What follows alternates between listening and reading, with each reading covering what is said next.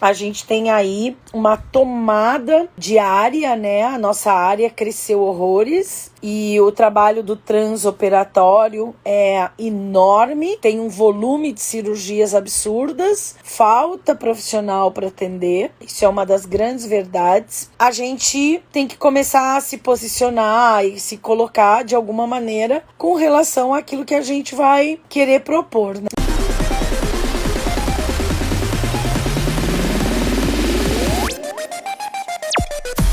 A primeira coisa que eu acho bem importante que a gente pontue nesse assunto que a gente vai falar é o que é, na verdade, esse transoperatório. Algumas pessoas ficam um pouco perdidas e aí é bom a gente começar a conversar e eu trocar essa ideia com vocês. Então, o Conselho Federal de Medicina, ele determina que o transoperatório é esse período aí da entrada da paciente no hospital até a sua saída com a alta. E para nós que vamos trabalhar dentro do transoperatório, nós temos a alternativa de colocar o taping dentro do centro cirúrgico, também podemos colocar o taping na sala de recuperação e também podemos colocar o taping, quando é o caso, no quarto, se a paciente vai ficar no hospital. Além disso, a gente tem uma discussão sobre trans e intraoperatório. Nesses descritivos do Conselho Federal de Medicina,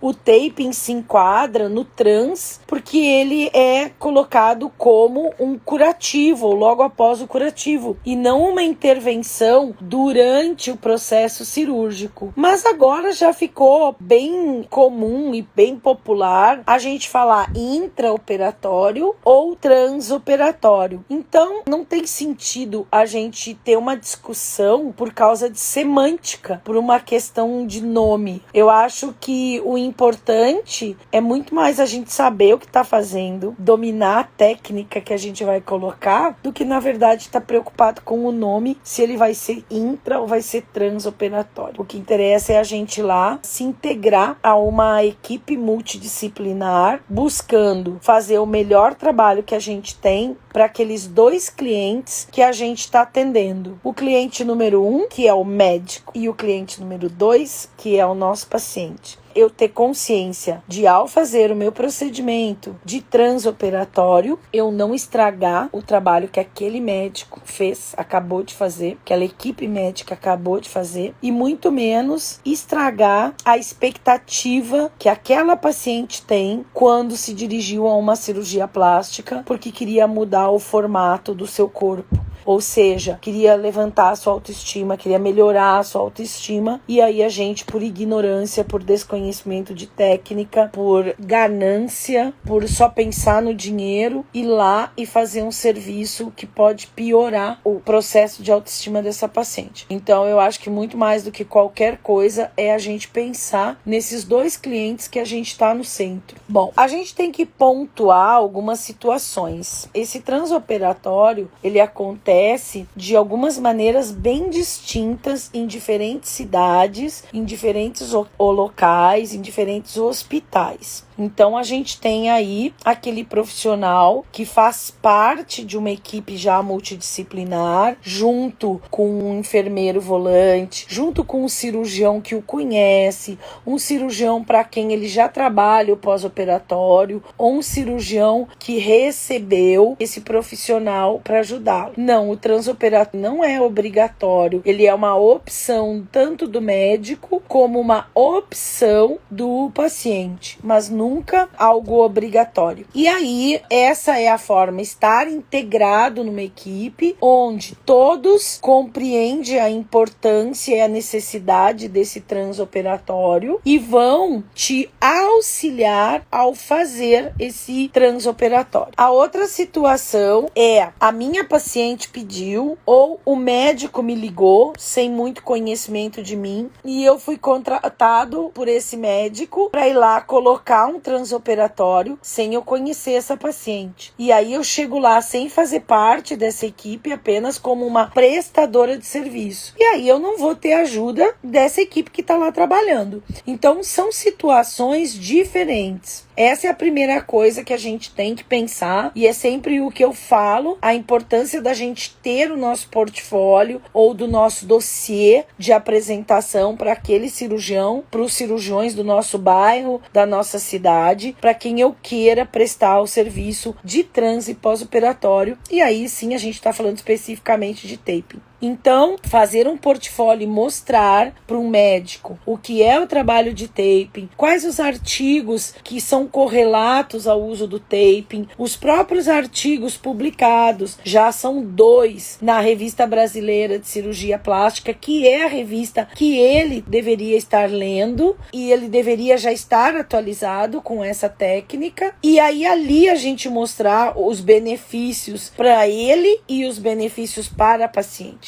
A médica com quem eu trabalho aqui em Campinas costuma dizer para mim que se nada mais do taping fizesse efeito para ela, apenas o fato dele ter uma ação fisiológica analgésica quando a paciente acorda, para ela já foi uma das grandes vitórias e um dos grandes benefícios. Então, falar a respeito do benefício da analgesia como efeito fisiológico sensorial, falar do benefício sensorial do taping é muito importante. E saber explicar e saber mostrar as diferentes técnicas baseadas nas diferentes literaturas que a gente tem. Então, as publicações dos boletins online, de algumas escolas europeias de uso de taping, a parte da literatura que mostra aí algumas escolas também o uso do taping, os artigos científicos que a gente tem correlatos, principalmente da parte de oncologia, e os próprios artigos publicados na Revista Brasileira de Cirurgia Plástica,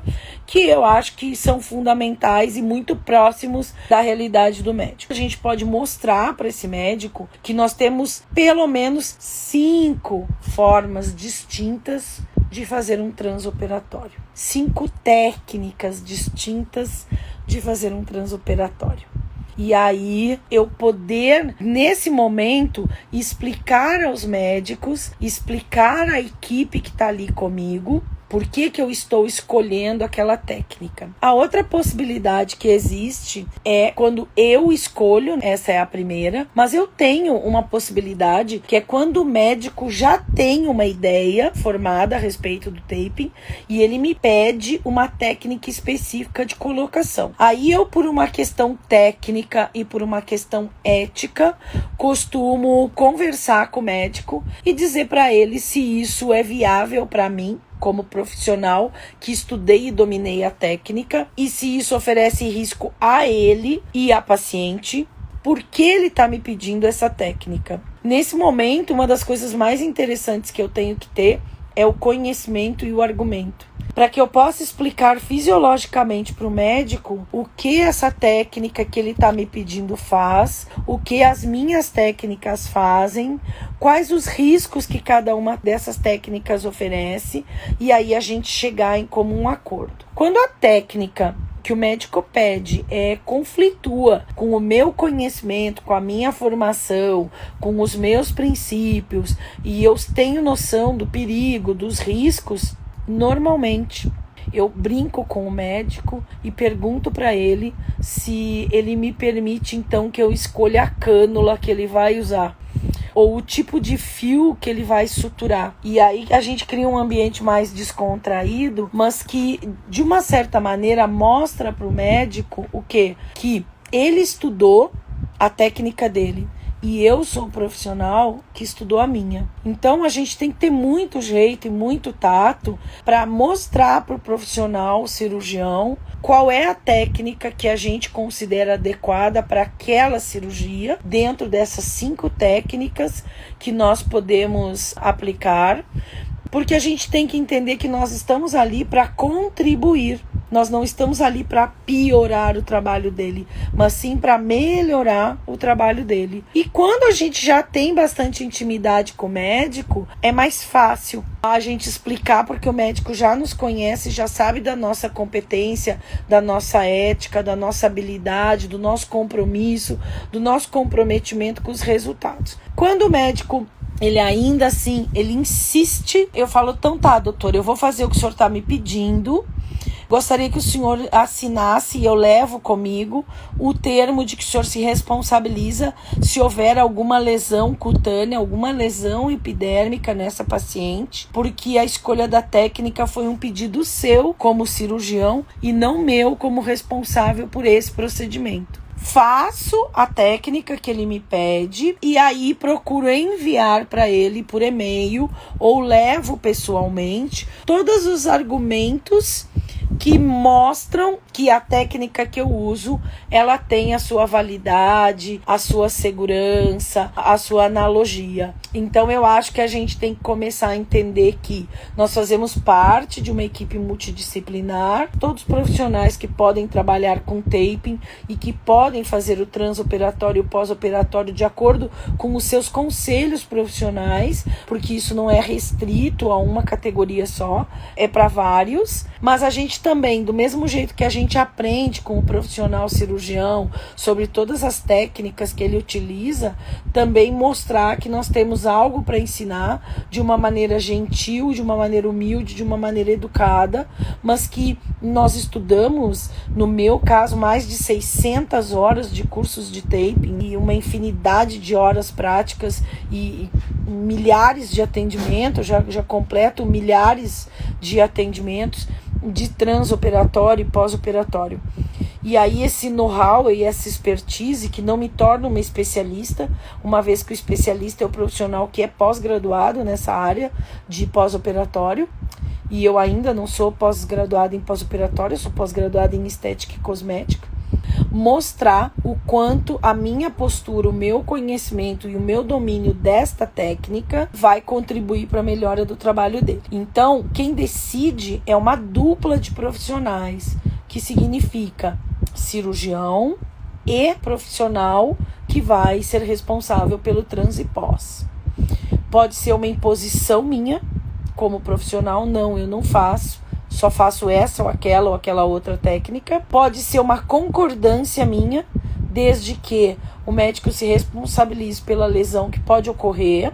E pode também ser uma obediência minha à técnica que ele mandou, porque eu ainda me sinto insegura, que ele pediu, porque eu ainda me sinto segura do meu conhecimento. E aí, por isso, sempre, em todo e qualquer curso, eu deixo muito claro que o conhecimento é o que nos empodera como profissionais da área da saúde, e esse conhecimento tem que estar em todos os níveis, no nível mecânico da ação do tape, do nível fisiológico da ação do tape, do nível de conhecimento do instrumento tape, do nível dos parâmetros de colocação de tape e principalmente do nível de conhecimento cirúrgico em que vai se usar o tape. Uma vez que, para cada tipo de cirurgia, nós vamos ter uma ou mais formas de colocação dentro dessas 5 técnicas de trabalho de transoperatório. Então, conseguir mostrar o nosso domínio com relação à técnica em si, e entender que o taping é uma técnica que tem parâmetros a serem manipulados pelo operador dessa técnica, dessa ferramenta que é o taping, eu acho que é a parte que é o maior desafio nosso, porque é o que eu venho dizendo já há algum tempo, como todos os procedimentos aqui no Brasil relacionados à estética, o taping também acabou se banalizando e se prostituindo, né? E isso a gente vê acontecer de ciclos em ciclos. Nós começamos há um tempo atrás, alguns anos, com microagulhamento, logo em seguida nós tivemos isso com a criolipólise, depois houve essa prostituição com o jato de plasma, depois veio a intradermo pressurizada, agora a gente está com o ozônio. Então, assim, na ânsia de eu querer ofertar um procedimento e estar no topo do que existe de moderno em termos de recursos dentro da estética, eu acabo por ficar no conhecimento raso da técnica, fazendo a aplicação dessa técnica de maneira rasa, de maneira superficial, sem um bom amparo técnico, e essas coisas acabam gerando todas as complicações que a gente vê. Por quê? Porque dentro do trabalho do taping nós não esperamos intercorrência. Então nós não esperamos o surgimento de bolha, de lesões epidérmicas, de hipercromias, a gente não espera isso. Então o taping não tem intercorrência. O que o taping tem são complicações. O médico ele não tem obrigação de saber sobre taping, mas nós temos obrigação de saber sobre cirurgia. Então, quanto mais eu demonstrar o meu conhecimento sobre cirurgia, e eu falo de uma maneira mais aprofundada, e aí, para que eu possa trabalhar além da cirurgia, eu tenho que conhecer a pele, além de conhecer a pele, eu tenho que conhecer o taping, além de conhecer o taping, eu tenho que conhecer os princípios mecânicos, além dos princípios mecânicos, eu tenho que conhecer os princípios fisiológicos, além dos princípios fisiológicos, conhecer a composição da minha fita, além da composição da minha fita, compreender sobre a cola. Tudo isso vai me permitir que eu possa, ao entrar no centro cirúrgico, estar carregando comigo uma bagagem de informações que me permite dialogar. E aí, quando eu consigo alimentar o meu médico com, eu falo que é meu, né? Porque naquele momento aquele médico é meu parceiro, minha equipe. Então, assim, eu consigo dar a ele subsídios para que ele entenda como que funciona, porque eu não sei de onde ele tira a informação de taping dele, então é importante que ele entenda de onde eu tiro a minha, qual foi a minha formação, qual foi a minha visão, qual o meu conhecimento fisiológico, qual o meu conhecimento sobre cirurgia, e não é nenhuma vergonha eu perguntar. Então eu dizer para um médico, doutor, eu tenho uma ficha cirúrgica que eu gostaria que o senhor me ajudasse a preencher, que é o tipo de anestesia,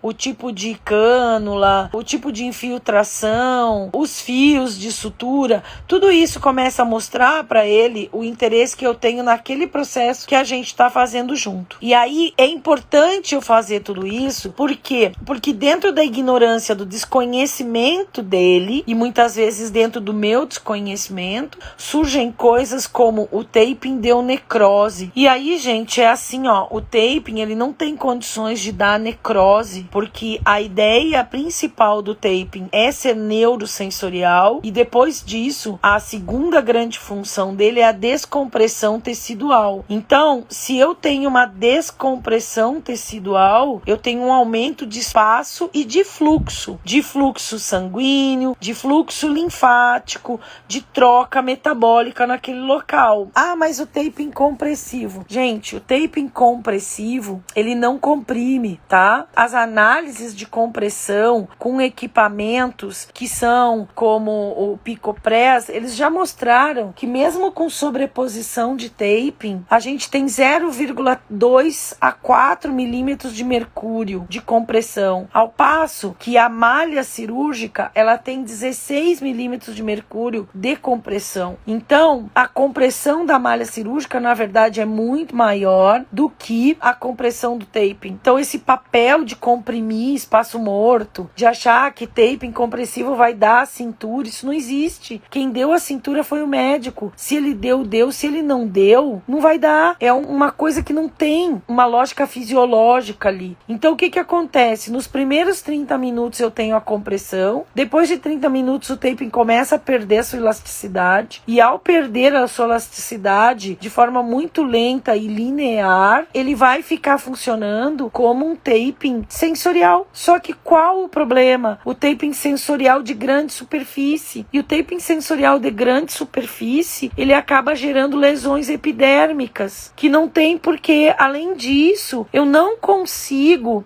visualizar os sinais flogísticos, calor, rubor, ardor, e se essa pele está necrosando porque houve um outro problema, eu também não consigo enxergar. Então, eu tenho que começar a repensar a lógica mecânica da técnica. Qual a lógica mecânica? Ah, porque o taping linfático, não existe taping linfático em transoperatório, porque para que ele fosse linfático, ele teria que fazer a descompressão. Se eu vou seguir a escola da kinesiotaping, eu tenho que pôr o meu paciente em alongamento para colocar o taping linfático. Isso não acontece no bloco cirúrgico. A gente tem que entender os componentes, que é aquilo que eu falo nos cursos, entender de conforto termofisiológico, quanto de evaporação eu preciso desse tecido ali.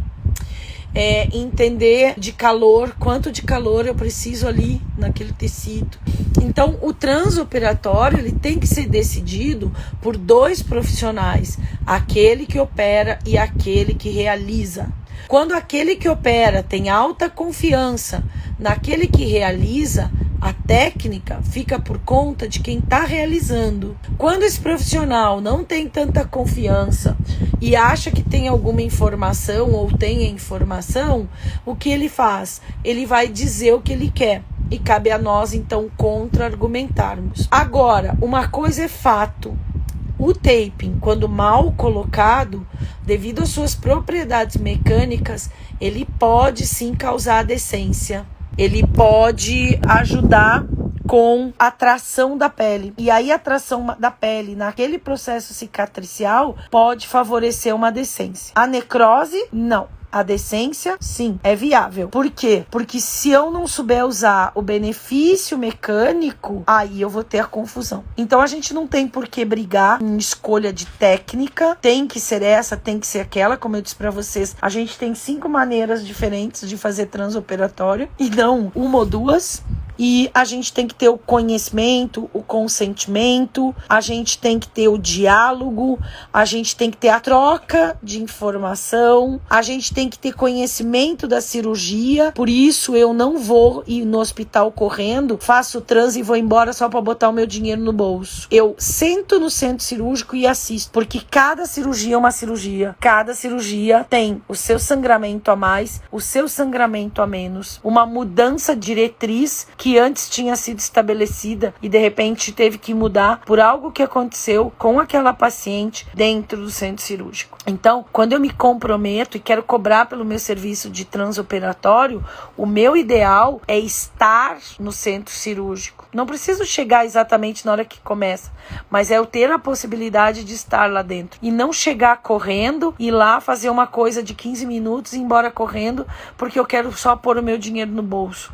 Isso não é um trabalho de um profissional da área da saúde, do meu ponto de vista, isso é meu. Eu acho que é uma prestação de serviço onde eu tenho que fazer parte de uma equipe, e se eu faço parte de uma equipe, eu faço parte de um todo. Eu não sou uma perna que vai lá e faz. O anestesista não anestesia e sai correndo e volta só para acordar a paciente. Então, qual é o meu comprometimento com tudo isso que vai acontecer? Então, eu particularmente gosto de ver minha paciente acordada, conversar com ela, me apresentar, dizer que sou eu que vou deixar ela toda colorida, que nem uma zebra fashion, um unicórnio. E gosto também de sair do centro cirúrgico quando eu vejo a minha paciente acordando, sentando, rindo e não sabendo o que ela tá falando. Isso me dá a tranquilidade de que tá tudo bem, tá tudo dentro dos conformes. Então, enquanto eu não entender que eu não domino cirurgia, porque não posso dizer pro médico qual a cânula ele vai usar, qual a infiltração, qual a quantidade, eu também tenho que me colocar numa posição de que o médico não vai me dizer qual é o meu taping, mas que nós dois juntos, como 2 profissionais da saúde que buscam o melhor resultado do trabalho dele e o melhor resultado do meu trabalho e o resultado que a minha paciente espera, decidirmos junto quais são as técnicas que eu, dominando, vou determinar que vai ser boa para aquela paciente, que de repente pode ser no abdômen de um jeito, na mama de outro, numa cruroplastia de um jeito, numa bráquio de outro. Então, o conhecimento é uma frase clássica que o conhecimento tem poder, mas se eu não me empoderar desse conhecimento, eu não vou nunca ter credibilidade, que é o que eu preciso ter. A minha credibilidade vem não da formação universitária que eu tenho, mas do que eu fui buscar, dos cursos que eu fui buscar, das leituras que eu faço diariamente, da expertise que eu adquiri. E isso não envolve taping somente, envolve pele, envolve cirurgia, envolve bem-estar, envolve cuidado paliativo, envolve uma série de coisas, porque o transoperatório, ele não é só eu colocar o taping lá no transoperatório, é eu lembrar que a minha paciente, ela vai ter dor nas costas porque ela tá curvada, ela vai ter cólica menstrual durante o processo de recuperação, ela pode ter prisão de ventre durante o processo de recuperação. E sim, se eu domino o taping, eu posso colocar todas essas coisas para aliviar o mal-estar que a minha paciente está passando chegando nessa fase transitória entre o transoperatório e o resultado que ela vai ter, que é ao final de 1 ano, e quando a gente falar de reparo tecidual,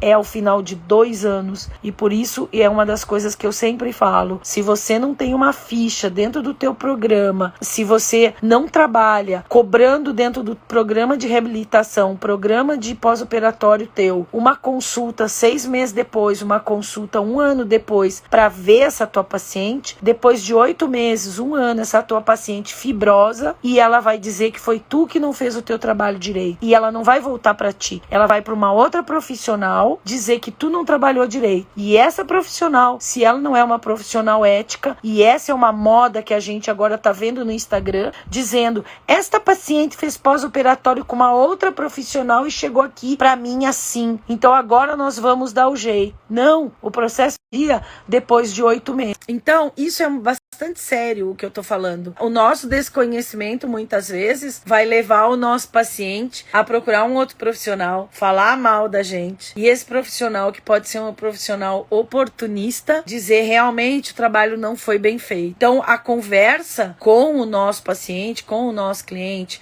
de explicar para ele que a fibrose pode sim aparecer tardiamente e a gente sabe disso, é muito importante. Essa coisa do, essa paciente chegou de um outro profissional, a gente não sabe o que essa paciente fez. Então, assim, comecem a pensar na paciente de vocês, de pós-operatório, como uma paciente que deve estar com vocês por uns 2 anos. Faz o nosso programa ali inicial, retorna dali 4, 5 meses, a gente olha, retorna dali 1 ano. Só que qual que é o problema, gente? Se a gente não já cobrar isso, ela não volta. Então a gente já tem que embutir esse acompanhamento para que ela volte e a gente possa acompanhar o que ela tá fazendo. Por quê? Porque passou o período que ela tá usando a cinta, ela vai fazer crossfit, vai se pendurar nas barras, se grudar nos pneus, vai bater, vai tomar pancada, vai fazer aerobox. E ela tá dentro daquele período de 2 anos. E aí surge essa fibrose tardia. Então, todo esse processo que vai do começo lá no nosso trans, como eu tinha falado, dentro do centro cirúrgico, ou na sala de recuperação, ou no quarto, vai se complicar. Então, por isso que eu, da Elis, decido o meu transoperatório. Mas eu, da Elis, converso com o meu médico. A gente conversar isso é bacana. Mesmo que a gente só faça o trans, conhecer a nossa mão de verdade. Mas isso é uma busca nossa. A gente tem que começar a pensar o quanto é importante para nós isso. Então, falar da cinta de barbatana, falar dessa questão tardia,